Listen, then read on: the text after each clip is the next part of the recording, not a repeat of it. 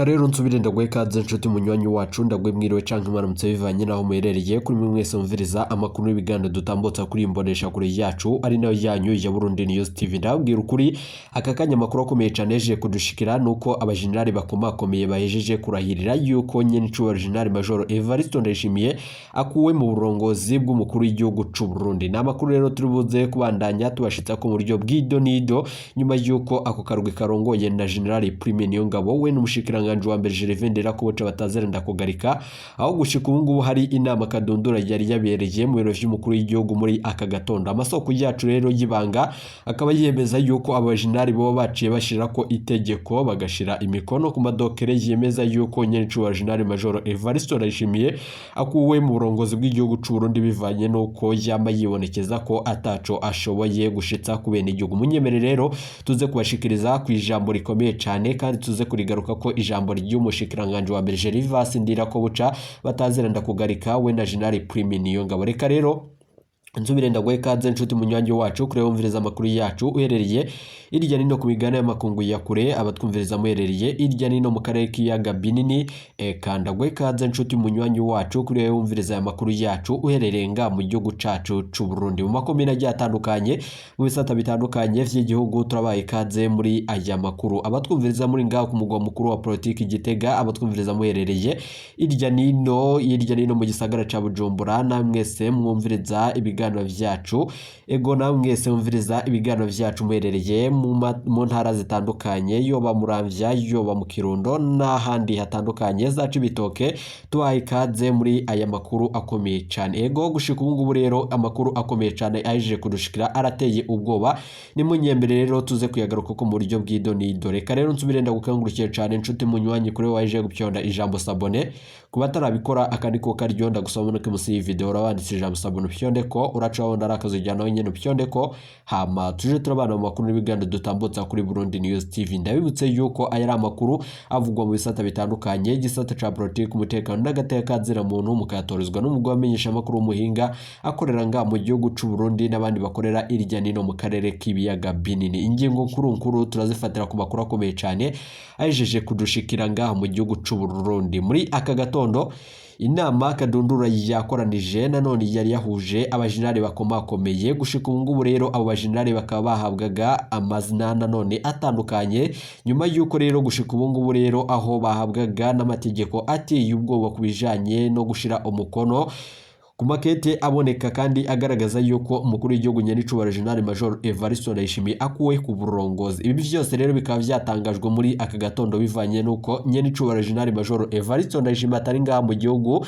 n'ayandi makuru akomeye cyane aje kudushikira anavye nyene turi bugire ngo tuze kubigaruka ko muri aya makuru akomeye cyane. Gervais Ndirakobuca batazerenda kugarika we n'ijyangaje General Prime Niyongabo bakaba bafashe ingingo ikomeye cyane kumva zuko n'abene igihugu bari bahejeje imisi itari biboneka yuko nabo nyene boba barambiwe n'iyi leta y'agahotoro. Intwari y'agahotoro rero ibandanye ivuga ariko gushira mu ngiro wapi gushika ubu rero bikaba bivurwa yuko umukuru w'igihugu nyanicuba General Major Evariste Ndayishimiye yo bajeje guhura n'urwo imbwa yaboneye ku mugezi nyuma yuko rero ku munsi wejo mu ijoro ryaceye bivurwa yuko hari amakuru akomeye cyane vyavuzwe yuko na Isidori yatangaje ibijanye n'urupfu rw'umukuru w'igihugu nyanicuba General Major Evariste Ndayishimiye nkuko ubuhanuzi irya nino bubandanya wibishikirizanye n'icuba General Major Evariste Ndayishimiye rero nubwo afise ubugwayi bwe bukomeye cyane ariko nanone umwanya ku mwanya murashobora kumviriza yuko dutangura ikigandaro bivanye nuko amagara yiwe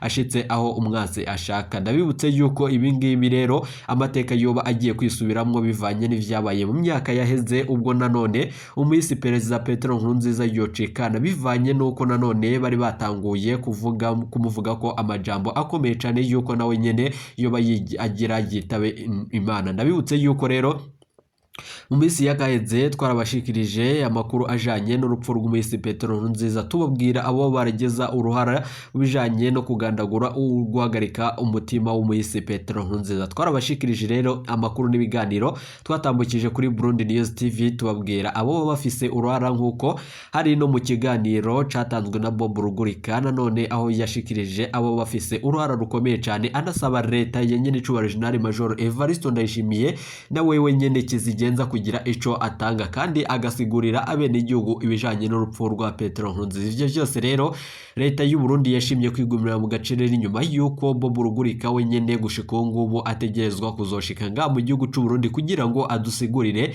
ibijanye nuko umuyisi Petero Nkurunziza yahagaritswe umutima. Gusa rero ikibabaje cyane ari naco nyene tugira tuze kugaruka ko muri aya makuru akomeye cyane ni nyene icubahiro General Major Evariste Ndayishimiye nawe nyene umwanya ku mwanya arashobora gusanda bivanye nuko ibihangange bimwegereye ari vyo nyene bihejeje kumurungikira ishano. Bivanye nuko rero nyene icubahiro General Major Evariste Ndayishimiye yatevye kuja kwivuriza mu makungu bivanye n'umugambi ukomeye cyane wariko wibonekeza mu gihugu c'u Burundi wo kumutembagaza. Umutambukanyi we Angel Ndayishimiye ndayubaha ari wenyene yaciye afata ingingo ikomeye cyane yo kumugumiza nga mu gihugu c'u Burundi. N'ibindi bitandukanye abo mu biro vy'umukuru w'igihugu rero bakaba baragiye babandanya bashima kunyegeza ayo makuru, ariko nga kuri Burundi News TV ibigano vyacu vya misi yose turabandanye kandi tukayabashitsa ko mu buryo bw'idonido. Ivyo vyose rero munyemerere tuze kubigaruka ko niciye umushikiranganje wa mbere Gervais Ndirakobuca batazana ndakugarika yashikirije na yose niki gushika ubu ngubu waze ari umushikiranganje kandi arengiyo mu bunyoni ari wenyene yibonekeje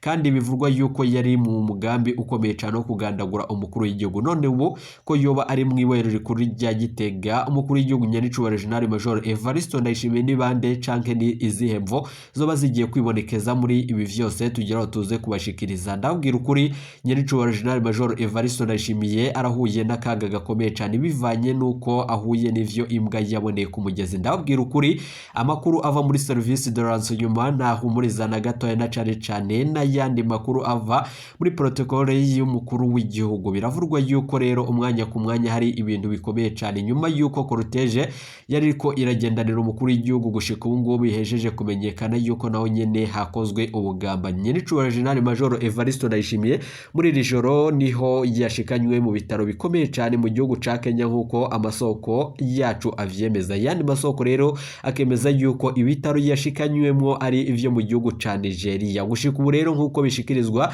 nabo mu biro vy'umukuru w'igihugu hoho bikavurwa yuko gushika ubwo ngubwo umukuru w'igihugu nyene icubahiro General Major Evariste Ndayishimiye yoba ari mu gihugu nanone ca Guinea. Ibi vyose rero birimwo igipfungu cinshi cyane.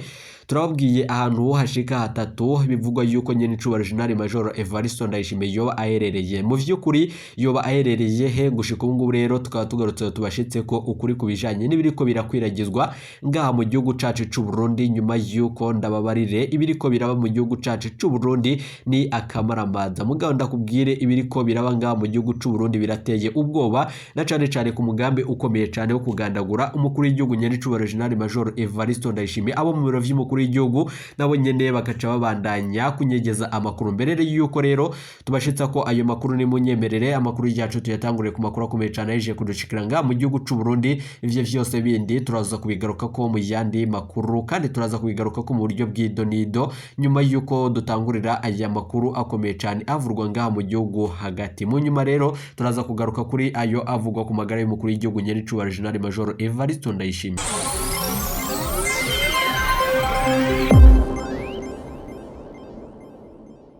Reka rero iteka umunezero nibyo tubipfuriza. Reka ni munyemera amakuru yacu tuyatangure ku makuru akomeye cyane ahejeje kudushikira nga mu gihugu c'u Burundi. Mu nyuma turaza kugaruka kuri ayo avuga ku mugambi ukomeye cyane wo gutembagaza ubutegetsi bwa nyene icubahiro General Major Evariste Ndayishimiye n'itangazo ritegerezwa gushirwa ku radio n'imbonesha kure vy'igihugu. Gushika ubu rero Rutana umwigisha yakubiswe n'indongozi z'umugambwe uri ku butegetsi CNDD-FDD. Umwigisha wo kwishure ryisumbuye nanone rya komine Buta muri komine n'intara ya Rutana umanuko bushira uburengero bw'u Burundi yarakubiswe ku mugoroba wo kuri uyu wa kabiri uheze. Nanone abikekwa ko bari bamukubise bivurwa yuko rero barahagaritswe umwanya mutoyi mu nyuma yuko baciye barekurwa ku itegeko rya Buramatari wa Rutana Olivier Nibitanga. Ibi vyose rero abanyagihugu bo muri iyo ntara basaba ubutungane kuri uwo nanone murezi. Inkuru ya Burundi News TV kubwa abanyagihugu bo ku mutumba Gitaba nanone uwo mwigisha yakubiswe nanone mwijoro ryo ku wa kabiri uheze hafi isaha 2 z'ijoro. Abanywanyi batatu b'umugambwe uri ku butegetsi CNDD-FDD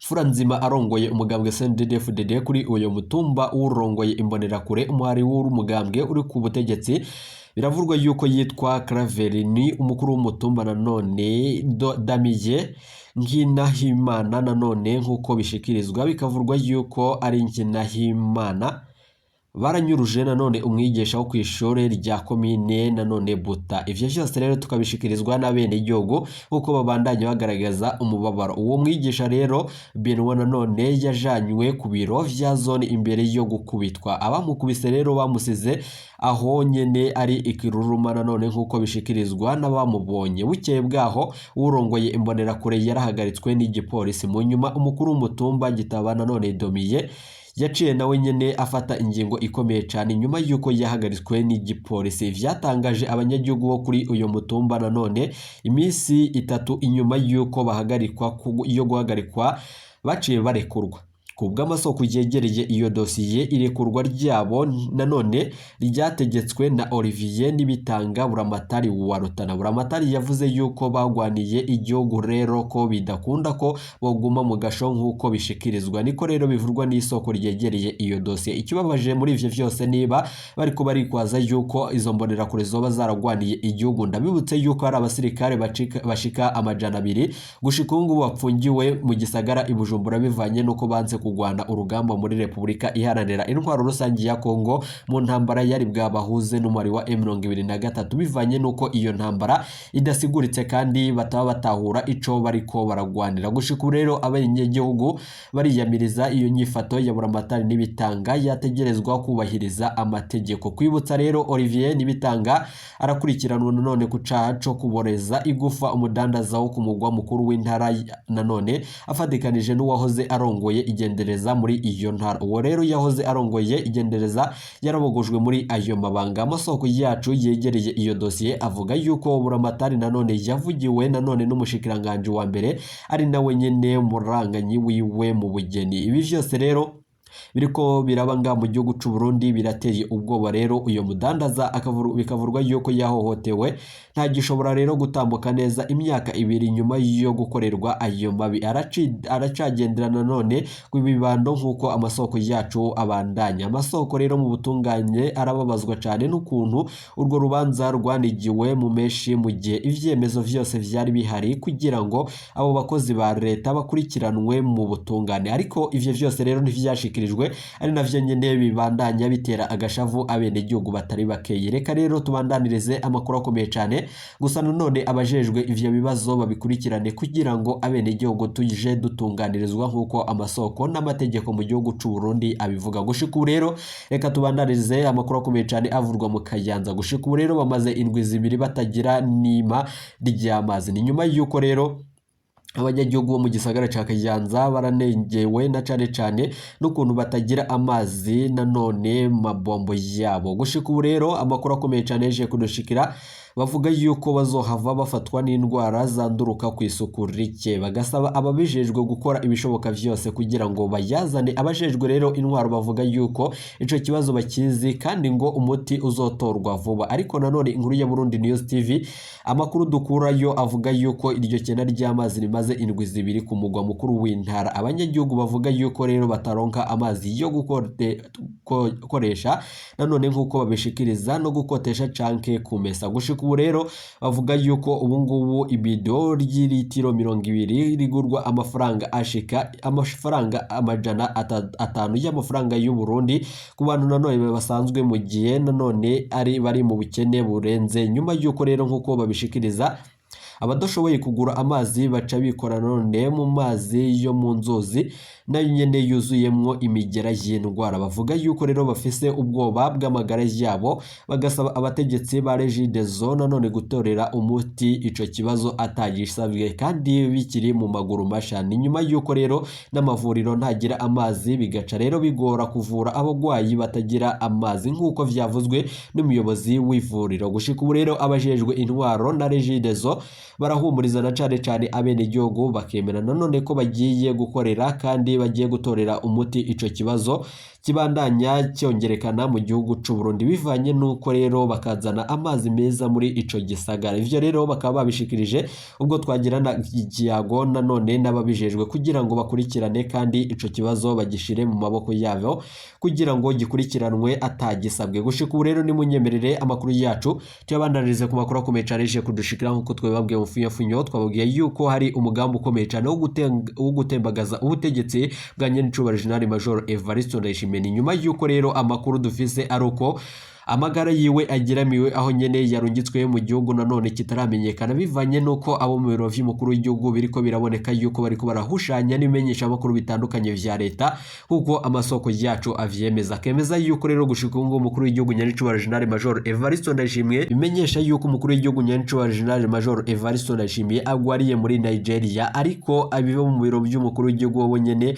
bagatangaza yuko umukuru w'igihugu nyenicubahiro General Major Evariste Ndayishimiye ari muri Guinea Ecuador. Nyuma yuko rero amasoko yacu akomeye cyane abandanya abigira ko umutoza ndababwira ukuri umukuru w'igihugu nyenicubahiro General Major Evariste Ndayishimiye ari mu bitaro bikomeye cyane mu bihugu vy'amakungu ya kure bivanye n'amasoko yacu muvuzi nkuko amasoko yacu avyemeza. Ndababwira ukuri rero reka twiganukire ku nama ikomeye cyane yari yahuje abajenerali aho bariko barashira umukono kubijanye n'uburongozi bw'igihugu c'u Burundi bivanye nuko umukuru w'igihugu nyenicubahiro General Major Evariste Ndayishimiye wewe nyene gushika ngo uyo bayahejeje gutembagazwa bivanye nuko General Prime Niyongabo n'umushikiranganje wa mbere Gervais Ndirakobuce batazirana kugarika bafashe iyi ngingo gihutihuti na cane nkuko bica vyumvikana yuko umwanya ku mwanya ku radio n'imbonesha kure vy'igihugu arashobora gutangwa umuco. Ndabibutse yuko nyenicubahiro General Major Evariste Ndayishimiye mbere yuko yofata urugendo yerekeza irya nino ku migane y'amakungu ya kure yari yabandanije atera ubwoba ibihanganye avuga yuko uzohirahira ku mugambi ukomeye cyane wo gutembagaza ubutegetsi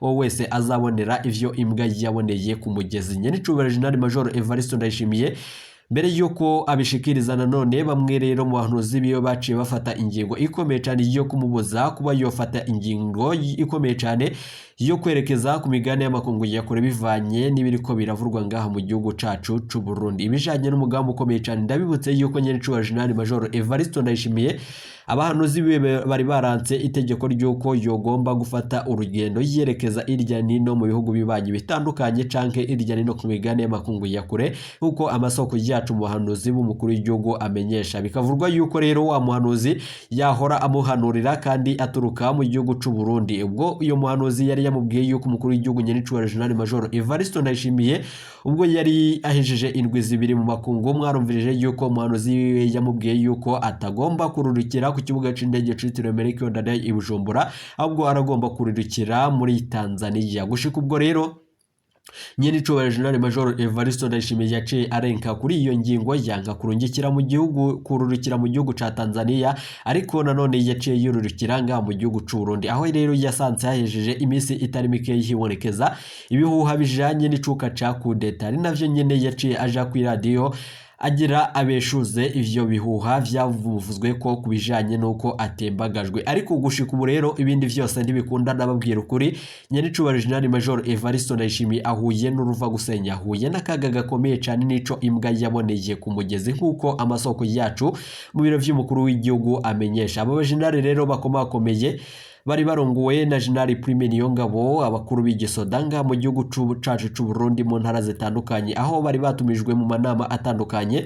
Ndababwira ukuri gushika ubu ngubu nanone hari n'ubutumwa bwagiye bukwiragizwa ku matelefoni ngendanwa mu bakora mu biro vy'umukuru w'igihugu no mu buzi bwa leta nkuko amasoko yacu avyemeza. Ayo makuru rero akemezwa n'umwe nanone mu ntwazangabo zikomakomeye ngaha mu mugambwe w'ubutegetsi CNDD-FDD aho bamenyesha yuko ayo makuru nawe nyene ayaze kubijanye n'ibiriko birakorwa na General Prime Niyongabo n'ibindi bihangange bitandukanye. Umwanya ku mwanya rero arategerejwe kumvikana itangazo ku radio n'imbonesha kure vy'igihugu nayo umukuru w'igihugu wewe nyene yoba yahejeje gutembagazwa mu buryo bukomeye cyane. Munyemere rero ayo makuru tuze kuyagaruka ko mu bindi biganiro n'amakuru dutambutsa kuri Burundi News TV. Reka nsubire ndagukangurukira cyane inshuti munywanyi twabanye muri aya makuru abamenyesha makuru bacu baracariko baratugira amatoza kuvyerekeranye n'ibiriko biraba mu gihugu c'u Burundi. Muganda kubwire ibiriko biranga mu gihugu c'u Burundi birateye ubwoba kandi ni akamaramaza. Ndabwira ukuri umwanya ku mwanya turashobora gutangura ikigandaro uko Pastor Isidore ejo yabishikirije. Twarabashikirije inkuru n'ikiganiro